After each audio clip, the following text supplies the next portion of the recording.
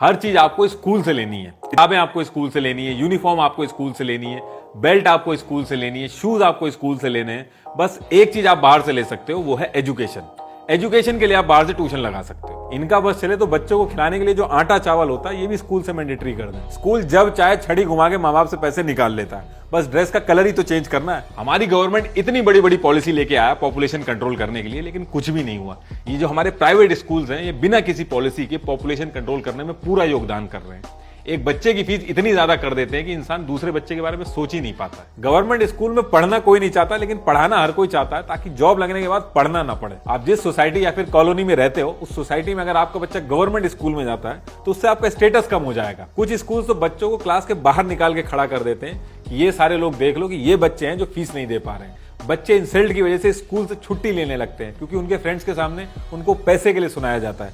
पूरे साल जिस बच्चे ने एग्जाम के लिए मेहनत करी है, पैसे की वजह से उसको एग्जाम हॉल में नहीं घुसने दिया जाता। जो चीज टीचर पूरे दिन भर स्कूल में नहीं पढ़ा पा रहा, वो थोड़ी देर की ट्यूशन में सब कुछ समझा दे रहा। अरे जो टोटल नंबर ऑफ स्टूडेंट्स होते हैं उनके रिजल्ट क्यों नहीं पब्लिश होते हैं? क्योंकि वहां पे तो नवोदय और केवीज आगे रहते हैं। जब आप ऑनलाइन क्लास चला रहे हो तो उस पर्टिकुलर टाइम पे कंप्यूटर लैब, ट्रांसपोर्ट, इन सब के पैसे लेने का कोई मतलब नहीं बनता। प्राइवेट स्कूल्स में इतना अगर दम है तो ये पिछड़े इलाकों में जब जाते हैं तो ये वहां पे इतने सक्सेसफुल क्यों नहीं होते? जो हाल प्राइवेट कंपनीज ने बीएसएनएल का किया था, सेम वही चीज प्राइवेट स्कूल गवर्नमेंट स्कूल के साथ करना चाहते हैं। देखिए, अब में से काफी लोग मानते हैं कि ये जो सरकारी स्कूल है ये तो गवर्नमेंट ऐसी समाज सेवा के लिए खोलती है, इसमें तो गरीबों के बच्चे पढ़ते हैं। और ये जो प्राइवेट स्कूल हैं जो हाई फाई फैसिलिटीज दे रहे हैं, स्विमिंग पूल, स्मार्ट क्लासेस, बच्चों के लिए अच्छा एनवायरनमेंट, तो ये प्रॉफिट तो बनाएंगे ही ना। तो देखिए, चाहे सरकारी स्कूल हो या फिर प्राइवेट स्कूल हो, इंडिया के लॉ के हिसाब से स्कूल चलाना एक समाज सेवा है। कोई एक भी रुपए इसमें से कमा के अपने घर में नहीं रख सकता। भले ही प्राइवेट स्कूल कितनी अच्छी फैसिलिटी क्यों ना दे, स्कूल से कमाया हुआ पैसा सिर्फ स्कूल में यूज होना चाहिए। अब आप कहोगे कि अगर ऐसा है कि ये लोग इसमें से कमा नहीं सकते तो ये लोग टीचर्स को क्यों एक्सप्लॉइट करते हैं, आए दिन फीस क्यों बढ़ाते हैं, ड्रेस और बुक्स के नाम पे मजबूर माँ बाप के पैसे को लूटते क्यों हैं?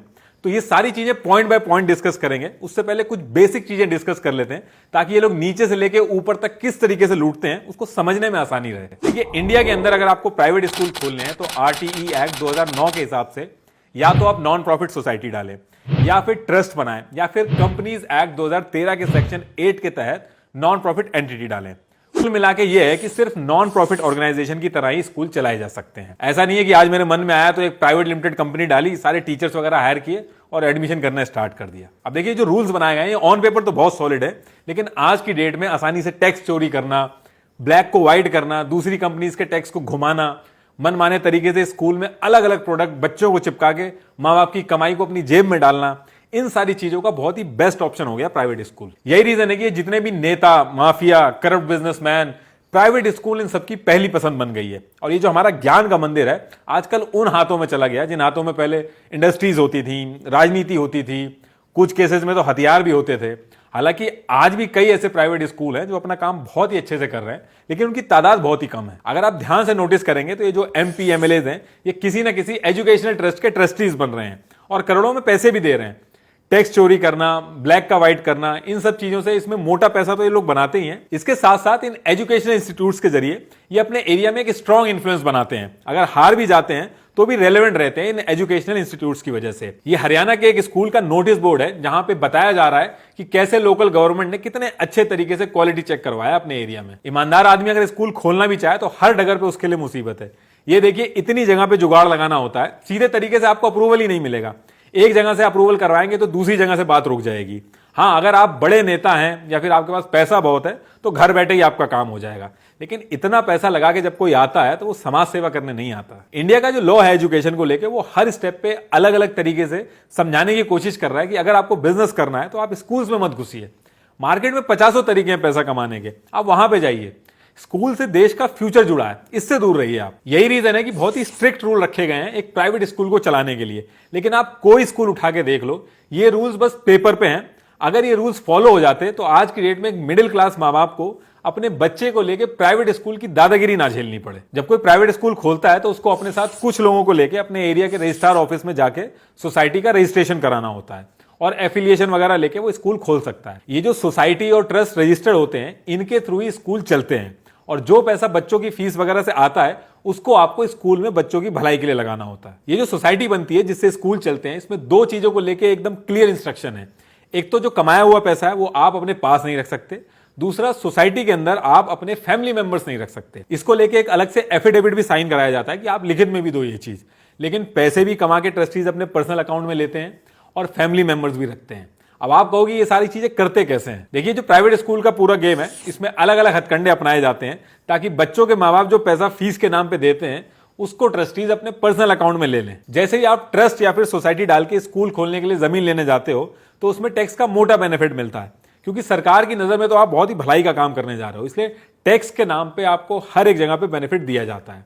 और अगर आपकी किस्मत बहुत अच्छी है और अगर आप कोई पावरफुल नेता हो और सरकार भी आप ही की है तो जमीन जो है वो ट्रस्टीज इधर उधर करके अपने नाम पे भी करवा लेते हैं। इस पूरे गेम में तीन चीजें होती हैं, एक स्कूल होता है, दूसरा ट्रस्ट होता है जो स्कूल को चलाता है, और तीसरी होती है प्राइवेट कंपनी। ये प्राइवेट कंपनी ट्रस्टीज बनाते हैं सरकार से छुपा के। अब अगला क्वेश्चन आपका ये होगा कि ये प्राइवेट लिमिटेड कंपनी सरकार से छुपा के क्यों बनाते हैं? ऐसा ये इसलिए करते हैं क्योंकि स्कूल चलाने में काफी खर्चा होता है, अलग अलग चीजें खरीदनी होती हैं जैसे कि computer, hardware, software, furniture, lab equipment, ये सारी चीजों के ठेके स्कूल अलग अलग कंपनियों को देता है। लेकिन ट्रस्टी यहां थोड़ा दिमाग लगाते हैं, ये सारे ठेके ये अपनी बनाई हुई कंपनी से कराते हैं और ये जो इनकी कंपनियां होती हैं ये मार्केट रेट से कई गुना ज्यादा रेट में स्कूल को सामान देती हैं, जिसकी वजह से स्कूल तो कभी प्रॉफिट में नहीं आ पाते, लेकिन ये जो कंपनियां होती हैं 1-2 साल के अंदर आसमान की बुलंदियां छू लेती हैं। यही रीजन है कि बड़े बड़े धन्ना सेठ स्कूल खोलने के लिए करोड़ों रुपए लगाने के लिए तैयार हैं। जिस तरीके से ये जो स्कूल के मिसलिनियस चार्जेस होते हैं फीस स्ट्रक्चर के अंदर, ये माँ बाप के लिए आज भी एक रहस्य है। ठीक इसी तरीके से ट्रस्टीज कैसे स्कूल का पैसा अपनी जेबों में ले लेते हैं, ये एक आम आदमी के लिए रहस्य है। लेकिन आगे इस वीडियो में हम ये सारी चीजें बाहर लेके आएंगे। स्कूल को जब किसी काम के लिए जमीन खरीदनी होती है तो ट्रस्टीज उस जमीन को अपनी बनाई हुई कंपनी के नाम से लेते हैं और फिर स्कूल के साथ हाई रेट पे लीज एग्रीमेंट साइन करते हैं और ये रेट हर साल बढ़ता रहता है। अभी गुवाहाटी में लगभग 250 स्कूल ने 7 करोड़ के आसपास प्रॉपर्टी टैक्स में घपला किया और जब चंडीगढ़ में अभी स्कूल के ऊपर रेट बढ़ी तो वहां पे खुलेआम स्कूल के नाम पे लग्जरी कार्स और बड़े बड़े बंगले खरीदे थे स्कूल के ट्रस्टीज ने। स्कूल जब चाहे छड़ी घुमा के माँ बाप से पैसे निकाल लेता है, बस ड्रेस का कलर ही तो चेंज करना है। उसके बाद स्कूल के हजारों बच्चों को इनकी बनाई हुई कंपनी या फिर ऐसी कंपनी जो इनको बड़ा कट देती है उससे ड्रेस लेनी पड़ेगी। ये एक ऐसी दुकान है जहां पे कस्टमर कब आएगा ये खुद दुकानदार तय करता है। ये तो फिर भी चलो छोटी चीज है, लेकिन कुछ स्कूल्स तो ब्लैक का व्हाइट करने में लगे हुए हैं और बड़ी बड़ी कंपनियों के टैक्स बचवा रहे हैं। एक वर्ड आप गूगल करिएगा, CSR फंड। तो इसमें क्या होता है कि जो बड़ी बड़ी कंपनियां होती हैं इंडिया के अंदर जिनका टर्नओवर 1000 करोड़ से ज्यादा है, उनको अपने प्रॉफिट का 2% डोनेट करना होता है। तो जब ये बड़ी बड़ी कंपनियां 2% का अमाउंट डोनेट करती हैं तो इस 2% के अमाउंट पे इनको कोई टैक्स नहीं देना होता और भी कई बेनिफिट मिलते हैं। ये सुनने में तो सिर्फ 2% लग रहा है और लग रहा है कि टैक्स बस बचता है, लेकिन अगर आप एक्सेल शीट लेके बैठेंगे तो बहुत बड़ा अमाउंट है, कई 100 करोड़ में निकलेगा ये अमाउंट। तो इसमें स्कूल के ट्रस्टीज क्या करते हैं, इस पैसे को डोनेशन के नाम पे कंपनी से लेते हैं और उसमें 10 से 20% का कट रख के बाकी पैसा बैकडोर से कंपनी को वापस कर देते हैं। इसमें ट्रस्ट का भी फायदा है और कंपनी के भी दोनों हाथ घी और मुंह कढ़ाई में रहते हैं। इस CSR फंड के लिए स्कूल के ट्रस्टीज के बीच में होड़ लगी रहती है कि ये जो CSR फंड है ये हमको मिल जाए और किसी और स्कूल को ना मिले। जितना कंपटीशन स्कूल के जो स्टूडेंट के रिजल्ट में होता है उससे कहीं ज्यादा कंपटीशन इस CSR फंड के लिए होता है। और ये जो स्कूल्स होते हैं अलग अलग ऑफर भी करते हैं कि हमारे स्कूल के ट्रस्ट में आप CSR फंड दीजिए, हम आपको अपना कट रख के ये पैसा लौटा देंगे। और एक स्कूल के ट्रस्ट में पैसा घुमाना बहुत ही आसान रहता है, सिर्फ बुक्स में ही दिखाना होता है क्योंकि चेक तो करने को आता नहीं है। प्रॉपर रेट नेगोशिएट होते हैं। CSR फंड के एजेंट्स होते हैं जो नेगोशिएट करते हैं कि हम 10% कट में करवा देंगे, हम 7% कट में करवा देंगे। आम आदमी भी इसमें ज्यादा कुछ कर नहीं पाता। मिडिल क्लास को बहुत ही अच्छे से पता होता है कि अगर इस गरीबी से निकलना है तो एक ही रास्ता है, वो है एजुकेशन, क्योंकि बैंक बैलेंस तो जीरो रहता है। इसलिए वो एक रोटी कम खा लेगा लेकिन अपनी औकात से ऊपर ही अपने बच्चे को पढ़ाएगा ताकि जो वो खुद झेल रहा है उसके बच्चे को ना झेलना पड़े।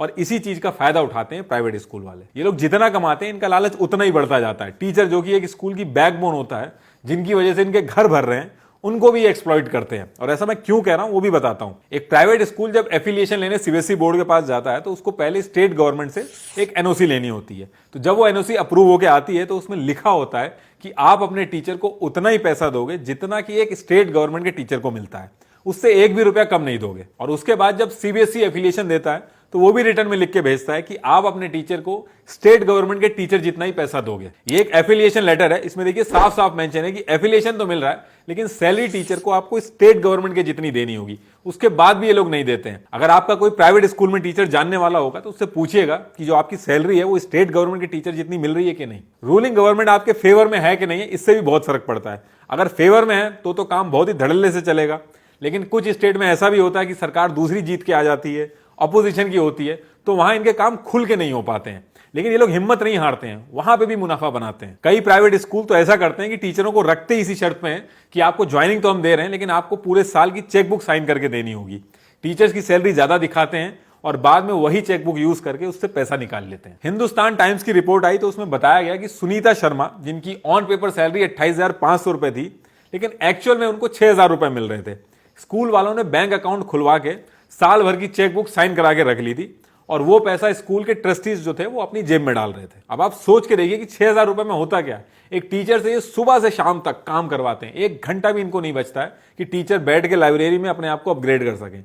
टीचिंग के साथ साथ दुनिया भर के स्कूल के काम जिसके लिए अलग से स्टाफ हायर करना चाहिए, वो भी ये टीचर से करवाते हैं। और सिर्फ चेकबुक ही नहीं, एटीएम भी यूज करते हैं लोग। एक स्कूल के डायरेक्टर को बैंक वालों ने अरेस्ट करवाया। डायरेक्टर साहब दिन में टीचरों के अकाउंट में सैलरी डाल के उन सबके एटीएम इकट्ठे करके रात को 11 बजे टीचर के एटीएम से पैसे वापस निकाल रहे थे। ये सारी चीजें सीसीटीवी में कैद हुई, उनको अरेस्ट कर लिया गया वहीं पे। और टीचर्स भी मजबूर हैं, क्योंकि अगर वो एटीएम नहीं देंगे तो उनको निकाल दिया जाएगा और रिलीविंग में भी इशू होगा ताकि दूसरी जगह पे जॉब ना मिले। यही रीजन है कि एक प्राइवेट स्कूल का टीचर 35-35 साल की उम्र तक गवर्नमेंट जॉब की तैयारी करता है कि कैसे भी करके गवर्नमेंट जॉब मिल जाए तो ये जो प्राइवेट स्कूल वाले हैं इनके चंगुल से छूटें। गवर्नमेंट स्कूल में पढ़ना कोई नहीं चाहता, लेकिन पढ़ाना हर कोई चाहता है ताकि जॉब लगने के बाद पढ़ना ना पड़े। आपको लगता है कि स्कैम सिर्फ सरकारी स्कूलों में होते हैं? प्राइवेट स्कूल का जो स्कैम है वो दशकों से चला आ रहा है। हर गांव, हर कस्बे, हर शहर में धड़ल्ले से चल रहा है। कोई मीडिया इसको कवर करने वाला नहीं है, कोई एनजीओ, कोई ऑर्गेनाइजेशन इस बारे में बात नहीं करती है। एक प्रिंसिपल बिना किसी प्रिंसिपल के स्कूल चला रहा है, उसको कोई रोकने वाला नहीं है। जब टीचर अपने आसपास ये सारी चीजें देख रहा होता है तो सारे टीचर एक जैसे नहीं होते हैं। कुछ लड़ते हैं, कुछ झेलते हैं और कुछ इन्हीं के जैसे बन जाते हैं और वो ट्यूशन वाला मॉडल अपना लेते हैं। जो टीचर्स ट्यूशन वाला मॉडल अपनाते हैं, इनका सारा फोकस प्राइवेट ट्यूशन खोलने में आ जाता है। स्कूल में पढ़ाना कम कर देते हैं और ट्यूशन में फोकस ज्यादा करते हैं। बच्चों को ट्यूशन लेने के लिए इनडायरेक्टली फोर्स किया जाता है। अब बच्चे के लिए भी मजबूरी रहती है, वो दोनों तरफ से फंसता है। स्कूल में पढ़ाई होती नहीं है और उधर ट्यूशन टीचर ज्यादा पैसा ले रहा है। और अगर आपने क्लास टीचर के अलावा कोई सस्ता पढ़ाने वाला ढूंढ भी लिया तो बच्चे का बुरा टाइम चालू हो जाएगा, उसको क्लास के अंदर दिक्कत होगी। जो चीज टीचर पूरे दिन भर स्कूल में नहीं पढ़ा पा रहा, वो थोड़ी देर की ट्यूशन में सब कुछ समझा दे रहा। स्कूल वालों की नाक के नीचे सारी चीजें होती है, लेकिन स्कूल को कोई मतलब नहीं होता, क्योंकि उनका सिंपल सा फंडा है। अगर बच्चा अच्छा कर रहा है तो स्कूल की वजह से कर रहा है, और अगर खराब कर रहा है तो पेरेंट्स ने ध्यान नहीं दिया। बच्चे का दिमाग बहुत शार्प है लेकिन पढ़ता नहीं है, ये लाइन चिपका के माँ बाप को घर भेज दिया जाता है। अरे जब बच्चा अच्छा स्कूल की वजह से कर रहा है तो खराब भी तो स्कूल की वजह से ही कर रहा होगा। तो कॉमन सेंस है। जैसे ही रिजल्ट आता है, सिर्फ एक बच्चा जो टॉपर होगा उसकी फोटो लगा के स्कूल का महिमा मंडन शुरू हो जाता है। अरे जो टोटल नंबर ऑफ स्टूडेंट्स होते हैं उनके रिजल्ट क्यों नहीं पब्लिश होते हैं? क्योंकि वहां पे तो नवोदय और केवीज आगे रहते हैं। नवोदय और केवीज ना जाने कितने सालों से बेस्ट परफॉर्मिंग इंस्टीट्यूट्स हैं, 98.93 पासिंग परसेंटेज के साथ। कोई नहीं पकड़ पाता है इनको। आप पिछले कई सालों का रिकॉर्ड उठा के चेक कर लीजिए, लेकिन ये चीज कभी एडवर्टाइज नहीं होती है। नवोदय और केवीज बेस्ट एग्जाम्पल है एक गवर्नमेंट स्कूल का। गवर्नमेंट अगर चाहे तो इस पर्टिकुलर मॉडल को रेप्लिकेट करके और अच्छे से हर किसी के पास एजुकेशन सस्ते दामों में पहुंचा सकती है, लेकिन गवर्नमेंट खुद चाहती है कि गवर्नमेंट का बर्डन कम हो और ये सारी चीजें प्राइवेट सेक्टर के हाथ में चली जाएं। ये लोग पेरेंट्स को अलादीन का चिराग समझते हैं, जिसे कभी भी घिस के पैसा निकाल सकते हैं। फीस के पीछे अगर आप लॉजिक देखोगे, फीस बढ़ाने के पीछे, तो यही लॉजिक है कि स्कूल चलने में दिक्कत आ रही है, स्कूल घाटे में जा रहा है, तो स्कूल वाले फीस बढ़ा सकते हैं ताकि स्कूल चलता रहे और बच्चों के भविष्य पे फर्क ना पड़े। लेकिन कोई भी स्कूल कभी भी अपने आप को फायदे में दिखाना ही नहीं चाहता है और बेशर्मों की तरह हर साल फीस बढ़ा देते हैं। 2016 और 17 में दिल्ली के अंदर गवर्नमेंट ने इस चीज को चेक कराने के लिए एक ऑडिट कराया, तो आधे से ज्यादा स्कूल के पास अकाउंट में एक्सेस में पैसा था और कुछ स्कूलों ने तो एफडी तक करा रखी थी और घाटा दिखा के स्कूल की फीस बढ़ा रहे थे हर साल। ये सब देखने के बाद गवर्नमेंट ने ऑर्डर दिए कि जो स्कूल प्रॉफिट में है वो फीस नहीं बढ़ा सकते हैं। लेकिन ये जो स्कूल्स हैं, ये भी कोई छोटे मोटे आदमी थोड़ी चला रहे हैं। इन्होंने एक भी बात नहीं मानी और धड़ल्ले से फीस बढ़ाई। इसके बाद फिर से एक कमेटी बनाई गई जिसे रिटायर्ड जज अनिल देव सिंह हेड कर रहे थे। उन्होंने 95 स्कूल्स की जांच की और उनमें से 54 स्कूलों को यह कहा कि पेरेंट्स को फीस वापस कर दीजिए। ये ऑर्डर दे दिया उन्होंने। अब कायदे में तो जो जो ऑर्डर हुए थे उनको फॉलो करना चाहिए था और फीस लौटा देनी चाहिए थी, लेकिन वो भी नहीं होता है। दिल्ली के डायरेक्टरेट ऑफ एजुकेशन ने हाई कोर्ट को रिपोर्ट सबमिट की तो उसमें यह पता चला कि सिर्फ 5 स्कूल्स ने ही फीस लौटाई है। पेट्रोल का दाम 50 पैसे बढ़ता है और ये पूरे स्कूल के बच्चों की फीस बढ़ा देते हैं। हर साल एनुअल और एडमिशन फीस के नाम पे स्टूडेंट की फीस तो बढ़ाई जाती है, लेकिन टीचर्स उसी सैलरी पे काम कर रहे होते हैं। इंडिया के अंदर 18 साल से कम उम्र के बच्चे जो हैं वो गाड़ी चलाना अलाउड नहीं है उनको, लेकिन उनसे भी ये लोग पार्किंग फीस ले लेते हैं। एक ट्रिप एडवाइजर क्या मुनाफा बनाएगा जितने पैसे ये स्कूल एजुकेशन ट्रिप के नाम पे बच्चों से बना लेते हैं। स्कूल के टाइम पे तो बच्चों की क्लासेस चल रही होती है, तो उस टाइम पे तो लाइब्रेरी यूज करने का तो कोई सवाल ही नहीं उठता है, और स्कूल आवर्स के बाद या फिर वीकेंड पे कोई भी स्कूल जो है वो लाइब्रेरी अलाउ ही नहीं करता है। लाइब्रेरी जिसमें इतने सालों से सेम बुक्स रखी गई हैं, अलग से कोई भी बुक ऐड नहीं की गई है। उस लाइब्रेरी में जो लाइब्रेरियन है उसकी सैलरी आज तक नहीं बढ़ी है, लेकिन लाइब्रेरी चार्जेस के नाम पे हर साल फीस बढ़ाई जाती है। बच्चों की यूनिफॉर्म से जो पैसे बनाने का गेम है, ये ऑल ओवर इंडिया के प्राइवेट स्कूल खेलते हैं। ट्रिब्यून की एक रिपोर्ट में अमृतसर के स्कूल ने साल के शुरू में यूनिफॉर्म में छोटे मोटे चेंजेस कर दिए, जिससे बच्चों को नई यूनिफॉर्म खरीदनी पड़े, और साथ में पेरेंट्स को एक दुकान भी बता दी जहां से उस यूनिफॉर्म को खरीदना मैंडेटरी कर दिया। ये लोग हर थोड़े दिन में कलर, डिजाइन या फिर शूज बदलते ही रहते हैं। यूनिफॉर्म का जो एक सेट होता है वो 1500 से 2000 का पड़ता है। गर्मियों में पेरेंट्स को 2 सेट खरीदने पड़ते हैं। फिर सर्दी आते ही विंटर की यूनिफॉर्म आ जाती है, और साथ में पेरेंट्स को जर्सी और ब्लेजर वगैरह भी खरीदने पड़ते हैं, और कुछ महीने बाद ही नया सेशन शुरू हो जाता है जिसमें फिर से यूनिफॉर्म बदल दी जाती है। इतने बड़े बड़े रिसर्चर्स ने मिलकर एनसीईआरटी का फॉर्मेट बना के स्कूल्स में लागू किया है, लेकिन जानबूझ के उसको नहीं पढ़ाते हैं, बल्कि अजीबोगरीब पब्लिकेशन के साथ सांठ-गांठ कर लेंगे और महंगी से महंगी और ज्यादा से ज्यादा बुक लगवाने की कोशिश करते हैं, ताकि जो पेरेंट्स हैं उनकी जेब कटती रहे। यूएस में जब एक बच्चा पास होकर आगे जाता है तो उसी बुक से उसके जो नीचे बच्चा है वो पढ़ लेता है, जो कि एक डेवलप देश है। लेकिन इंडिया में स्कूल्स जो हैं वो बुक्स में छोटे मोटे चेंजेस करके जानबूझ के हर साल पैसा खर्चा करवाते हैं माँ बाप का। 60% जो पेरेंट्स हैं उनके साथ जब सर्वे किया गया तो उन्होंने ये बताया कि उनको मजबूर किया जाता है कि स्पेसिफिक पब्लिशर्स के यहां से बुक खरीदने के लिए और नई बुक्स खरीदने के लिए क्लासेस में डिफॉरेस्टेशन और ग्लोबल वार्मिंग के रट्टे लगवाए जाते हैं, और फिर अपने फायदे के लिए ना जाने कितने पेड़ों की बलि चढ़वा देते हैं। इस साल ये प्रॉब्लम इतनी ज्यादा बढ़ गई कि गवर्नमेंट को बीच में घुसना पड़ा। गवर्नमेंट ने एक आदेश जारी किया कि वो किसी एक दुकान से पेरेंट्स को कॉस्टली बुक्स खरीदने के लिए मजबूर नहीं कर सकते,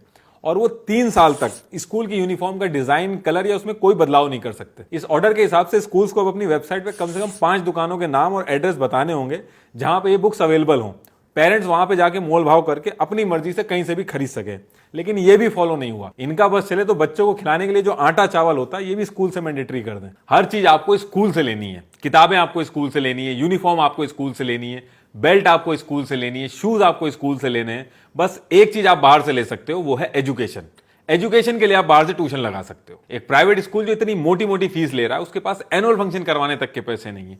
एनुअल फंक्शन करवाने के नाम पे लोग पेरेंट्स को लूटना शुरू कर देते हैं। अभी रिसेंटली हरियाणा में सारे पेरेंट्स मिलकर कोर्ट चले गए थे कि स्कूल ने जब एक बार एडमिशन फीस ले लिए तो उसको हर साल क्यों ले रहा है। हाई कोर्ट ने केस एफएफआरसी को रेफर किया और पेरेंट्स केस जीत भी गए, लेकिन स्कूल ने क्या किया, स्कूल ने एडमिशन फीस का नाम बदल के एनुअल फीस कर दिया, और जब उस पर भी ऑब्जेक्शन होने लगा तो मंथली अलग अलग नाम से फीस लेना स्टार्ट कर दिया। Annual charges, miscellaneous charges, computer fees, sports fees, smart classroom charges, care charges, building funds, development funds, न जाने क्या क्या, ऐसा कोई भी फैंसी नाम बना के पेरेंट्स की जेब काटना शुरू कर देते हैं, और मजबूर माँ बाप कुछ नहीं कर पाते हैं। हमारी गवर्नमेंट इतनी बड़ी बड़ी पॉलिसी लेके आया पॉपुलेशन कंट्रोल करने के लिए, लेकिन कुछ भी नहीं हुआ। ये जो हमारे प्राइवेट स्कूल्स हैं ये बिना किसी पॉलिसी के पॉपुलेशन कंट्रोल करने में पूरा योगदान कर रहे हैं।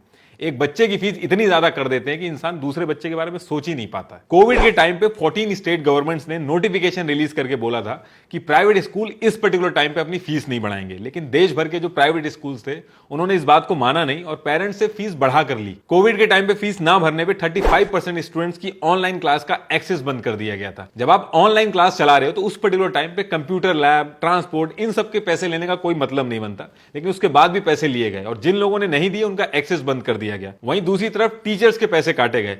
कश्मीर में एक टीचर को इसलिए सैलरी नहीं दी गई क्योंकि वो कोविड पॉजिटिव थी और स्कूल नहीं आ पाई थी, और जब वो लेबर कमीशन ऑफिस गई तो वहां पे ये बताया गया कि वो लेबर कैटेगरी की लिस्ट में ही नहीं आती। देखिए, स्कूल के अंदर हायरिंग हो, फीस बढ़ानी हो, ऑपरेशंस हो, इन सब चीजों को मैनेज करती है स्कूल मैनेजमेंट कमेटी। रूल्स के हिसाब से इस कमेटी में 75% मेंबर स्कूल के जो बच्चे हैं उनके पेरेंट्स होंगे। स्कूल के 2 टीचर होंगे, 2 लोग दूसरे स्कूल से होंगे और 2 लोग सीबीएसई वगैरह अपॉइंट करेंगे। आप चेक करके देख लीजिएगा जहां आपके बच्चे पढ़ते हैं कि स्कूल मैनेजमेंट कमेटी में ये रूल फॉलो होता है कि नहीं।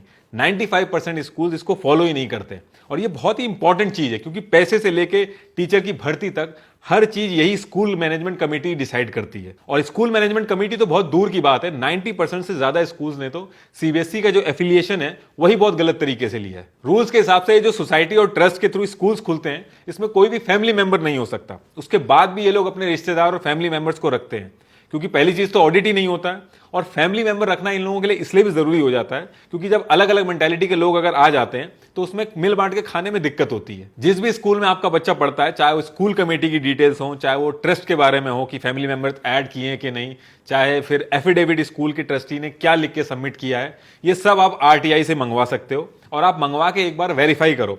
90 से 95% स्कूल्स ऐसे हैं जो इसको फॉलो ही नहीं करते हैं। गूगल पे आपको सिर्फ आरटीआई ऑनलाइन सर्च करना है, जो सबसे पहली वेबसाइट आएगी उसको खोलना है और अपर लेफ्ट कॉर्नर पे एक सबमिट रिक्वेस्ट का ऑप्शन मिलेगा। उस पर क्लिक करके सारी डिटेल्स आप भर दो और जितनी भी डिटेल्स वगैरह हैं स्कूल की वो सब आपको मिल जाएंगी।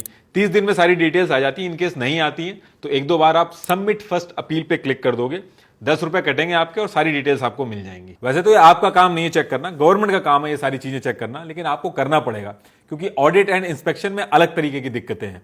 स्टेट गवर्नमेंट के रूल के हिसाब से प्राइवेट स्कूल का रेगुलर इंस्पेक्शन होना चाहिए और सारी चीजें चेक होनी चाहिए कि स्कूल जो है वो रूल्स फॉलो कर रहा है कि नहीं कर रहा है। लेकिन ये सारे ऑडिट करने में 119 डेज लगते हैं क्योंकि स्टाफ ही नहीं है हमारे पास। 2018 में ट्राई किया गया था इसको ऑडिट करने के लिए, सारे स्कूल के रेगुलेशन चेक करने के लिए, सिर्फ 5 ही स्कूल्स ऑडिट हो पाए थे, लेकिन उसके बाद भी स्टाफ हायर नहीं हुए अभी तक। हर साल सिर्फ 3.4% स्कूल्स का ही इंस्पेक्शन हो पाता है। कई स्कूलों का तो 8-9 साल बाद इंस्पेक्शन का नंबर आता है। उसमें भी ज्यादातर लोग और जो भी स्कूल के ओनर्स होते हैं वो बैकडोर से मामला सेटल कर लेते हैं। और ये जो थोड़े बहुत स्कूलों का इंस्पेक्शन होता भी है, इनकी रिपोर्ट भी पब्लिकली अवेलेबल नहीं है, जिसकी वजह से पेरेंट्स को कुछ पता ही नहीं चल पाता है और वो कुछ प्रेशर भी नहीं बना पाते स्कूल्स के ऊपर। हर साल एक annual administrative report AAR submit करनी होती है हर स्कूल को, लेकिन ये भी कोई सबमिट नहीं करता है। 2012 की बात करूं तो 40% दिल्ली के स्कूल्स थे जिन्होंने ये रिपोर्ट ही सबमिट नहीं करी थी।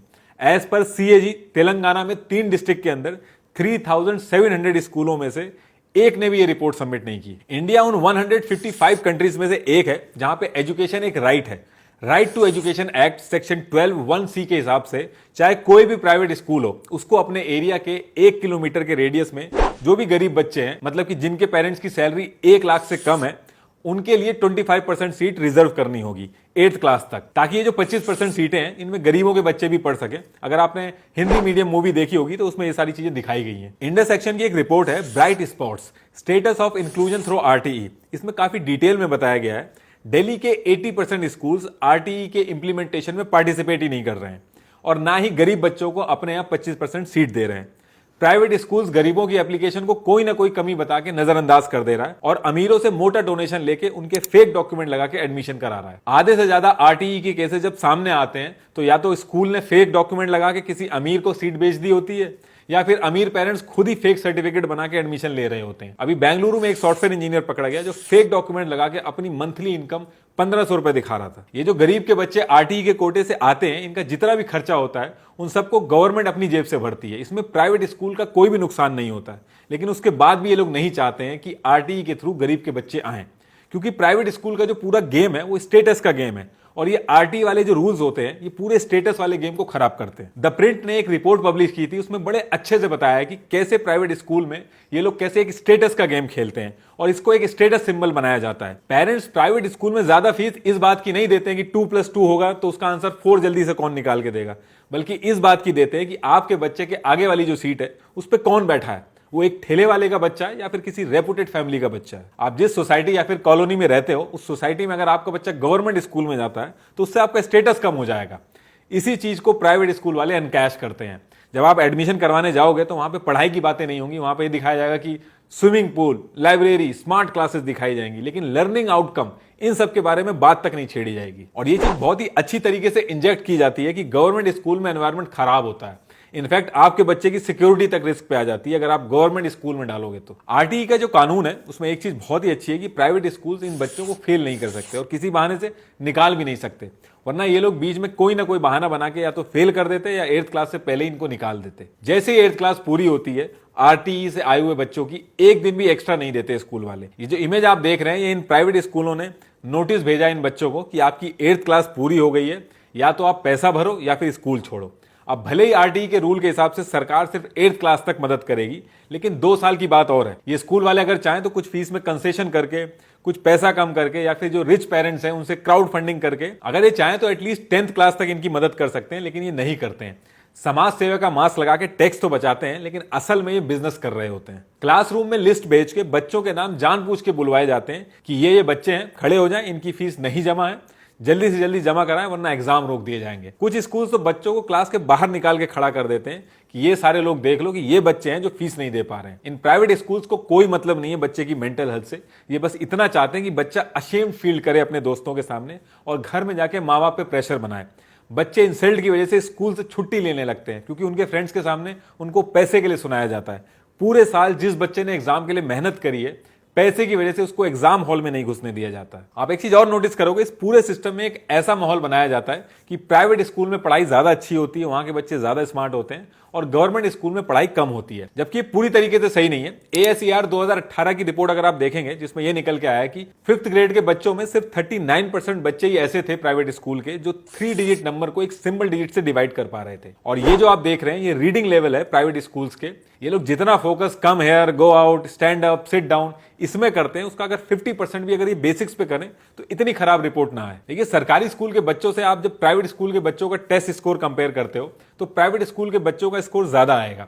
लेकिन ये करते टाइम हम लोग बच्चों का बैकग्राउंड ध्यान में नहीं रखते हैं कि प्राइवेट स्कूल के बच्चों के पेरेंट्स कितने एजुकेटेड हैं, घर पे कितना ज्यादा ध्यान देते हैं। मेट्रो सिटीज में पेरेंट्स जो हैं वो 3-3 ट्यूशन दे रहे हैं, खुद अलग से ध्यान दे रहे हैं। आप जैसे ही मेट्रो सिटीज से रूरल एरिया में जाओगे, ये जो टेस्ट स्कोर का गैप है ये कम होने लगता है। प्राइवेट स्कूल्स में इतना अगर दम है तो ये पिछड़े इलाकों में जब जाते हैं तो ये वहां पे इतने सक्सेसफुल क्यों नहीं होते। ये जो प्राइवेट स्कूल्स हैं, इनको एक चीज बहुत ही अच्छे से समझ में आ गई कि इनकी खुद की कैपेबिलिटी से ज्यादा पेरेंट्स अगर इनको सही मिल गए तो उसमें ज्यादा फायदा है। इसलिए आजकल इन्होंने बच्चे से ज्यादा पेरेंट्स के इंटरव्यू लेने शुरू कर दिए। लास्ट में एक चीज और कहूंगा कि टोटल प्राइवेट स्कूल्स हैं 4.5 लाख, और इन स्कूलों में 12 करोड़ बच्चे पढ़ते हैं। और वहीं सरकारी स्कूल की बात करें तो टोटल 10.9 लाख सरकारी स्कूल है, जिसमें 13 करोड़ बच्चे पढ़ रहे हैं। प्राइवेट स्कूल के ऊपर डिपेंडेंसी डे बाय डे बढ़ती जा रही है। जो हाल प्राइवेट कंपनीज ने BSNL का किया था, सेम वही चीज प्राइवेट स्कूल गवर्नमेंट स्कूल के साथ करना चाहते हैं। देश के लोगों को प्राइवेट स्कूल और प्राइवेट हॉस्पिटल से जितना लूटा है उतना किसी ने भी नहीं लूटा है।